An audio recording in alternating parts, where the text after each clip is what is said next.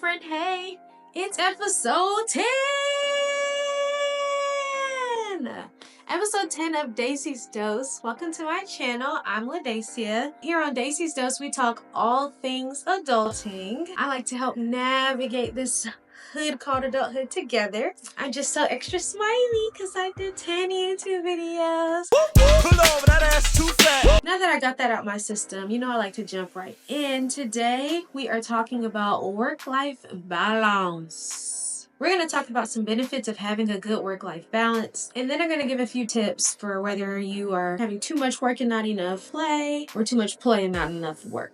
Let's get started. Just like it sounds, the term work-life balance refers to time being spent on work being evenly balanced to the time that you're spending on other activities like play, family, hobbies, learning new skills, relaxing, etc. Having good boundaries with your work promote good mental health and can really help prevent burnout. And child, have I been burned out? If you absolutely dread going to work every day and you often stay late and come in early and you're not feeling any satisfaction from your job, you could be in a burnout stage. I will look more into that. If you have a good balance between work and play, you don't typically dread work as much, and that allows you to give your all with a better attitude, and it makes your day go by better. Think about it. You really spend most of your wake hours of the week at work. So you're going to want to make sure you're enjoying those 8 to however many hours you work. If you're spending more time with work versus life, there could be two things you're struggling with. Either you're spending too much excess time at work, or you're not having much fulfillment outside of work.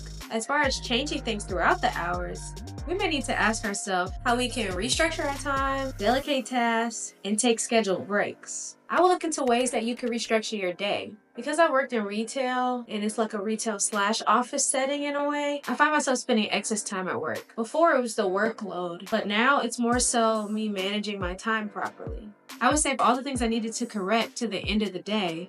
Consequently, when it's time to go, I have so many other things I have to do. Whereas if I would have did it during the shift time, I wouldn't have had to stay, or wouldn't have had to stay as long at least. Now I take care of my issues before lunch, so that way if I get any after lunch, it won't be 8 hours worth of issues, and I can try to get them done. Ask yourself, what seems to be the task that's having you staying later than you need to? And seeing how you can rework that into the day. Another thing you can do to try to spend your time more wisely at work is delegate. Many jobs have many tasks. It seems like jobs just keep adding more and more responsibilities without more and more pay. I know for all the control freaks like me, is somebody gonna match my freak? You want to do it all yourself because you want to make sure it all gets done, and it all gets done the way it's supposed to be or the way you like it. But if we're being honest, nothing's perfect and everything doesn't have to be perfect. Correct? Yes. Perfect. Or the way you want it? Not exactly. There'll be some parts that you want to make sure you do yourself, but what can you pass out, distribute, so that way you can have less on your plate? I would hand a task to either someone who is experienced in getting the task done, or I would hand it to someone who I know is capable of getting it done if I show them how to do it. Even if they haven't done it before and you show them how to do it, it gives them a chance to develop a new skill and gives you a chance to work on something else. Or let's say we have a pile of responsibilities. It all looks the same. It's just a lot of labor or just a lot of workload for you. I would just give everyone a slice so that way you have less slices to do. Even if you save half the slices for yourself, I'm sure that can give you some relief. A third tip is to take scheduled breaks. I would check with your company and see what breaks they allow. Then take them. I'm preaching to myself, okay? My job gives me a 30-minute lunch break and a 15-minute break that I can take within the first 2 hours of my shift. By the time I get to the 2.5 mark, I realize that I've missed that window. Actually, I don't even check the time till it's closer to lunch. So now I'm trying to be more intentional about making sure I take my 15 minutes, even if I don't have anything I need to work on.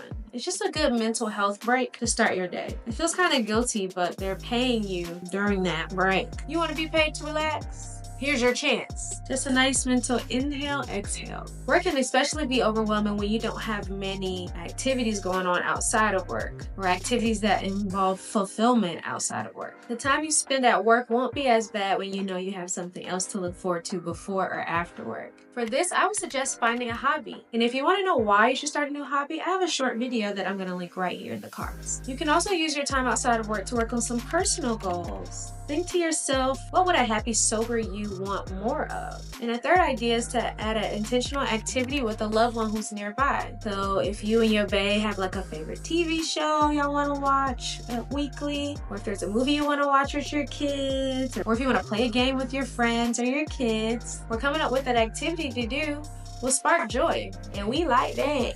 Ideally, if you had something to look forward to weekly, I think that can make a big difference, but at least once or twice a month could be sufficient. Now, all those who have the opportunity to live life more than they work, this section's for you. It's not that long, and a lot of those tips from the last section you can use by adding in work.